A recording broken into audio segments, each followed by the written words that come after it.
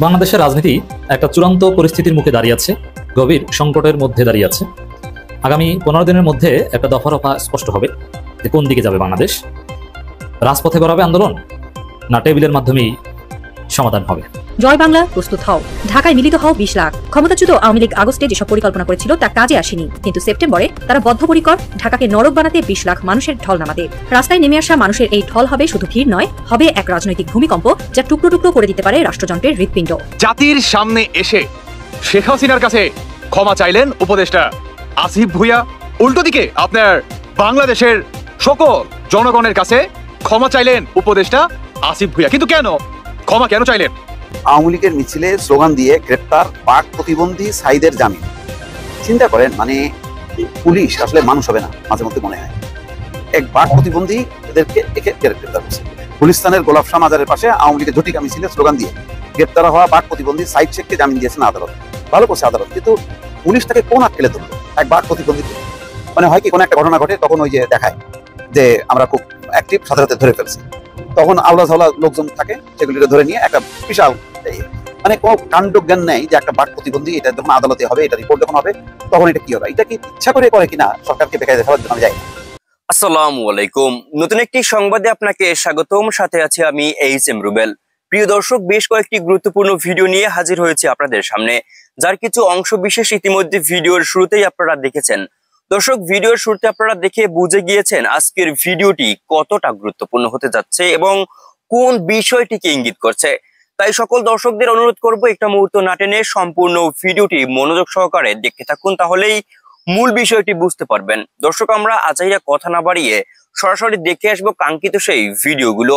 তবে তার আগে বলবো, যারা প্রতিনিয়ত আপডেট খবর দেখতে চান তারা অবশ্যই আমাদের চ্যানেলটি সাবস্ক্রাইব করে পাশের বেল আইকন অন করে দিবেন পরবর্তী ভিডিওর আপডেট সবার আগে দেখার জন্য। যারা আগে থেকেই সাবস্ক্রাইব করে রেখেছেন তাদেরকে অসংখ্য ধন্যবাদ। প্রিয় দর্শক, কি কোন জায়গা থেকে ভিডিওটি দেখছেন অবশ্যই কমেন্ট করে জানিয়ে দিবেন। চলুন দর্শক, ভিডিওটিতে আমরা একটি লাইক দিয়ে ধারাবাহিকভাবে সব ভিডিওর আলোচনা দেখে আসি। বাংলাদেশের রাজনীতি একটা চূড়ান্ত পরিস্থিতির মুখে দাঁড়িয়ে আছে, গভীর সংকটের মধ্যে দাঁড়িয়ে আছে। আগামী 15 দিনের মধ্যে একটা দফা রফা স্পষ্ট হবে যে কোন দিকে যাবে বাংলাদেশ। রাজপথে গড়াবে আন্দোলন, না টেবিলের মাধ্যমেই সমাধান হবে? তো এই ক্ষেত্রে পুরো জাতির দৃষ্টি এখন জামাত ইসলামের দিকে। জামাত ইসলামের হাতেই আগামী দিনের ভবিষ্যৎ। জামাত যদি চুপসে যায় অথবা কারো পরামর্শে নির্বাচনে যায়, ছাড় দেয় পিআর এবং জুলাই সনদে সংস্কারে, তাহলে জাতি সেই পুরনো বৃত্তে আটকে পড়বে। আর জামাত ইসলামী যদি অনড় থাকে, জামাত যদি ঝুঁকি নেয়, জামাত যদি রাজপথে নামার ঘোষণা দেয়, এই জাতি সত্যিকার অর্থে মুক্তি পাবে। তবে অনেক কণ্টকাকীর্ণ পথ পাড়ি দিতে হবে এবং আরেকটা অভ্যুত্থান করতে হবে, আরেকটা বিপ্লব করতে হবে, এবং সেটা সম্ভব। তো দর্শক, আপনারা জানেন যে ইউনূস সবকিছু সাজিয়েছে, একটা পাতানো নির্বাচন সাজিয়েছে, যেখানে বিএনপিকে 240 আসন দেওয়ার কথা চূড়ান্ত হয়েছে, আর বাকি 60 আসন সব দলকে ভাগ করে দেওয়া হবে। সেখানে জামাতের ভাগে 5-10টার বেশি পড়ার কথা না, কারণ প্রধান বিরোধী দল বানানোর পরিকল্পনা আবার জাতীয় পার্টিকে 25-30টা আসন দিয়ে আওয়ামী লীগের ভোটের মাধ্যমে। জামাতকে সেকেন্ড হতেও দিবে না। এই পরিস্থিতিতে দেশ চলছে এখন। জামাত এই ভাগ বাটারো নির্বাচন, সাজানো নির্বাচন হতে দিবে না, এটা তারা বলেছে। তো এক্ষেত্রে জামাতের কিছু পয়েন্ট, যে কারচুপি নির্বাচন ঠেকাতে সংস্কার হতে হবে, পিআর সিস্টেম মানতে হবে, এবং জুলাই সনদের আইনে ভিত্তি দিতে হবে। জুলাই, এর অর্থ হচ্ছে জুলাই সনদ বাস্তবায়ন করতে হবে। তো সেই জায়গায় জুলাই সনদের খসড়া চূড়ান্ত হয়েছে, এখন সপ্তাহখানের মধ্যেই জুলাই সনদ ডিক্লেয়ার করবে সরকার। পলিটিক্যাল পার্টিগুলোকে সাইন করার জন্য আহ্বান জানাবে। তো সেক্ষেত্রে যেটা আমরা খবর শুনতে পাচ্ছি যে জুলাই সনদের বাস্তবায়ন পদ্ধতি সম্পর্কে কোনো কথা জুলাই সনদের খসড়ায় নেই। যে খসড়া চূড়ান্ত করেছে সরকার, যেটা ডিসক্লোজ করবে এবং সাইন করার জন্য পলিটিক্যাল পার্টিসগুলোকে ইনভাইট করবে সরকার, সেখানে বাস্তবায়ন নিয়ে কোনো কথাই নাই। বাস্তবায়ন পদ্ধতি নিয়েও কোনো কথা নেই। এর অর্থ হচ্ছে এই জুলাই সনদ যদি সাইন করে জামাত, তাহলে একটা ফাঁদে পড়ে গেছে, আর সাইন না করলে রাজপথে আন্দোলনের মাধ্যমে বাস্তবায়নের সুযোগ থাকছে। এখন এক সপ্তাহের মধ্যে জুলাই সনদ পাবলিশ করা হবে, পরের এক সপ্তাহ মানে আগামী 15 দিনের মধ্যে স্পষ্ট হবে যে কারা এটা সাইন করছে, কারা করছে না। অতএব জামাতের হাতে ভবিষ্যৎ। এজন্য দেখবেন যে বিএনপি জামাতকে বোঝানোর চেষ্টা করছে, নানান অনুরোধ করার চেষ্টা করছে। যেমন সালাউদ্দিন আহমেদ একটা সাক্ষাৎকার দিয়েছেন প্রথম আলোর সাথে, সেখানে মৌলিকভাবে যেটা বলেছেন যে তারা আশা করে জামাত নির্বাচনে অংশগ্রহণ করবে। এর মানে আরো নানানভাবে বিহাইন্ড দ্য সিন বা গোপন মিটিং করেও জামাতকে বোঝানোর চেষ্টা করছে যে ভাই আপনারা নির্বাচনে আসেন। জামাতের দিকে তাকিয়ে এখন বিএনপি তো সাইন করবে, কারণ বিএনপি তো মনের মতো 240 আসনের মতো সব সাজিয়েছে। এখন জামাত সাইন করলে আর কোনো বাধা থাকে না। জামাত এটাকে মেনে নিলে চরমনাই বা অন্য কেউ তারা বিরোধিতা করতে যাবে না, বিরোধিতা করলেও কিছু আসে যায় না। এই জন্য বলছি যে আগামী দিনের ভবিষ্যৎ জামাতের হাতে। তবে আশা করি জামাত কোনো প্রলোভনে পা দিবে না, কোনো ফাঁদে পা দিবে না। আগামী 15-20 দিন দেখবেন যে জামাতের কাছে অনেককে পাঠানো হয়েছে, অনেক প্রস্তাব, 1000 কোটি টাকার প্রস্তাব যাবে এবং আসনের প্রস্তাব যাবে। যদিও জামাতকে 30 আসন দেওয়ার কথা বলে নির্বাচনে নিতে পারলে 5টার বেশি আসন দিবে না। অতএব জামাতে ফাঁদে পা দিবে না।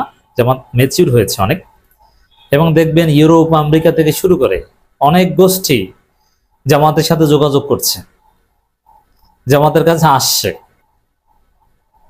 এই চেষ্টা চলবে। প্রফেসর ইউনূস সরকার নানানভাবে জামাতকে ওপেনলি বোঝানোর চেষ্টা যতটা না করছে বা করবে, তার চাইতে পর্দার অন্তরালে জামাতকে বোঝানোর চেষ্টা করবে। সালাউদ্দিন আহমেদ যেটা বলছেন, জামাত ইসলামীর সঙ্গে আমরা একসময় নির্বাচনী জোট করেছি, ওটা কৌশলগত, কোনো আদর্শিক জোট না। এই জায়গাটাও সমালোচনা রয়েছে। বাস্তবে হচ্ছে জামাতের সাথে বিএনপির জোট সেমি আদর্শিক, শুধু কৌশলগত জোট নয়। কৌশলগত জোট এতদিন দীর্ঘদিন ওভাবে চলতে পারে না। এটা কিছুটা হলো আদর্শিক জোট ছিল। কি আদর্শিক জোট? জামাতের মধ্যেও মুক্তিযোদ্ধা এবং স্বাধীনতা বিরোধী দুই গ্রুপের লোকই ছিল এবং আছে। বিএনপির প্রতিষ্ঠা বা পথ চলাই হচ্ছে রাজাকারদের হাত ধরে। এমনকি এক্ষেত্রে বিএনপি আরও এগিয়ে। যেমন জামাতের মধ্যে কোনো সাজাপ্রাপ্ত স্বাধীনতা বিরোধী ছিল না, কিন্তু বিএনপির একদম মৌলিক পোস্টে সাজাপ্রাপ্ত স্বাধীনতা বিরোধী রাজাকারেরা ছিল। 71 কেন্দ্রিক যে আদর্শ, এই যে বলে যে আদর্শিক না, 71-এর দর্শন এটাও একটা আদর্শ। এই আদর্শে বিএনপি জামাত মূলত এক ও অভিন্ন ছিল। এখন যতই বিএনপি নিজেদেরকে আওয়ামী লীগের মতো কথিত মুক্তিযুদ্ধের পক্ষের, কথিত বলতে মুক্তিযুদ্ধের পক্ষে সবাই, কিন্তু মুক্তিযুদ্ধের পক্ষে ভাব নেয়া আর অন্যকে আদারিং করা, এটাকে আমি কথিত বলছি, মুক্তিযুদ্ধকে কথিত বলিনি। তো এই জায়গায় বিএনপি জামাতের শতভাগ মিল ছিল। 71 প্রশ্নে বিএনপি জামাত পুরোপুরি আদর্শিকভাবে এক অবস্থানে ছিল, অতএব আদর্শিক জোটই ছিল। আবার বাংলাদেশি জাতীয়তাবাদ এবং ইসলামী মূল্যবোধের মৌলিক বিষয়েও বিএনপি জামাত একই আদর্শের ছিল, এবং বিএনপি জামাতের কমন এনিমি ছিল ভারত এবং আওয়ামী লীগ। এটা তো আদর্শিক জোট। এখন আদর্শিক জোট না শুধু এই ক্ষেত্রে বলা যায়, যেটা জামাতও বলে বিএনপিও বলতে পারে, যে জামাত আল্লাহর জমিন আল্লাহর আইন চায়, তার একামতে দিনে বিশ্বাস করে, ইসলাম কায়েম করতে চায়, ধর্মভিত্তিক রাজনীতি করে। বিএনপি সরাসরি ধর্মভিত্তিক রাজনীতি করে না, তারা শরিয়া আইন কায়েম করবে কথা বলে না, যেটা জামাত বলে। মৌলিক পার্থক্য এই জায়গায়। কিন্তু রাজনীতির যে আদর্শ 71 বা অন্য বিষয়ে বিএনপি জামাত পুরোপুরি এক ও অভিন্ন ছিল।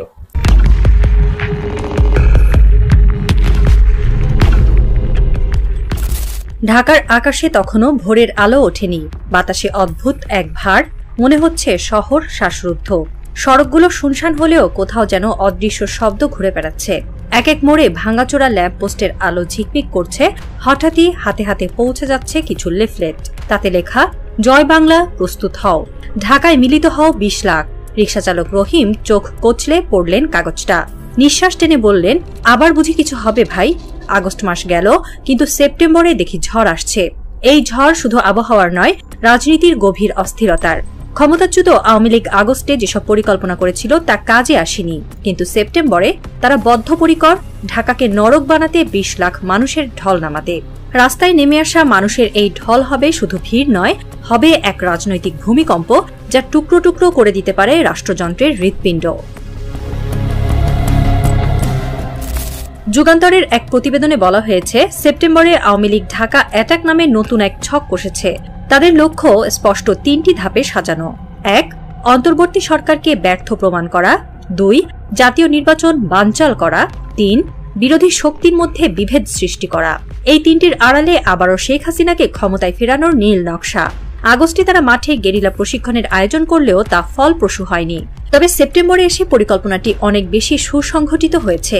মাঠ পর্যায়ে তৈরি করা হয়েছে এক ধরনের সেলুলার গেরিলা নেটওয়ার্ক, যেখানে সদস্যদের কোনো দৃশ্যমান রাজনৈতিক পরিচয় নেই। এরা সোশ্যাল মিডিয়ার মাধ্যমে বিভ্রান্তি ছড়াচ্ছে, একের পর এক গোপন বার্তা পাঠাচ্ছে সাধারণ মানুষের মোবাইলে। লক্ষ্য শুধু ঢাকায় নয়, চট্টগ্রাম, রাজশাহী, বরিশাল, খুলনা ও সিলেটেও একই সময়ে সমাবেশ ঘটানো হবে, যাতে নিরাপত্তা বাহিনী ভেঙে পড়ে এবং রাজধানী বিচ্ছিন্ন হয়ে যায়। দিল্লিতে অবস্থিত সিআরআই অফিস এখন হয়ে উঠেছে ছায়া সরকারের সদর দপ্তর। প্রতিদিনই সেখানে বৈঠক বসছে ভারতীয় থিঙ্ক ট্যাঙ্ক, মিডিয়া কনসালটেন্ট ও লবিস্টদের সঙ্গে। ভারতীয় সাংবাদিকরা বাংলাদেশের খবর পরিবেশনের নামে বিকৃত চিত্র তৈরি করছে। কোনো ঘটনা ছোট হলে তা বড় করে দেখানো হচ্ছে। মানুষকে বোঝানো হচ্ছে আগেই ভালো ছিলাম, অর্থাৎ নানা অঘটন ঘটিয়ে দেশে এমন পরিস্থিতি তৈরি করা হচ্ছে যেন জনগণ নিজেরাই বলতে শুরু করে স্বৈরাচার হাসিনাই ভালো ছিলেন। প্রফেসর ইউনূসের নেতৃত্বাধীন সরকারের প্রতি আস্থা নষ্ট করাই এই প্রচারণার মূল লক্ষ্য। সিআরআই এই টার্গেট অর্জনে বাংলাদেশে ভারতীয় এজেন্টদের সক্রিয়ভাবে ব্যবহার করছে। বিভিন্ন স্যাবোটেজ ঘটিয়ে শিক্ষাঙ্গনের সংঘর্ষ উস্কে দেওয়ার চেষ্টা চলমান। এই ছাত্রদের উপর আওয়ামী লীগের বড় ক্ষোভ। বিশ্ববিদ্যালয় পড়ুয়া মধ্যবিত্ত তরুণদের কারণে ক্ষমতা হারিয়ে দিল্লি পাড়ি দিয়েছিলেন হাসিনা। ঢাকা অ্যাটাকের দ্বিতীয় ও চূড়ান্ত ধাপে উল্লেখ করা হয়েছে টার্গেট যমুনা। প্রধান উপদেষ্টা প্রফেসর মোহাম্মদ ইউনূসের অফিস। সিআরআই এর পরিকল্পনা স্পষ্ট, এই কেন্দ্রকে ধ্বংস করা। বিভিন্ন উসিলা, দাবি দেওয়ার ব্যানারে ইতিমধ্যেই সেখানে রেকি করা হয়েছে। কখনো মানববন্ধনের নামে, কখনো স্মারকলিপি দেওয়ার নামে এই কার্যালয়ের চারপাশে ভিড় তৈরি করে পরিস্থিতি পর্যবেক্ষণ করা হচ্ছে। পরিকল্পনা অনুযায়ী সঠিক মুহূর্তে এই যমুনা ঘেরাও করা হবে।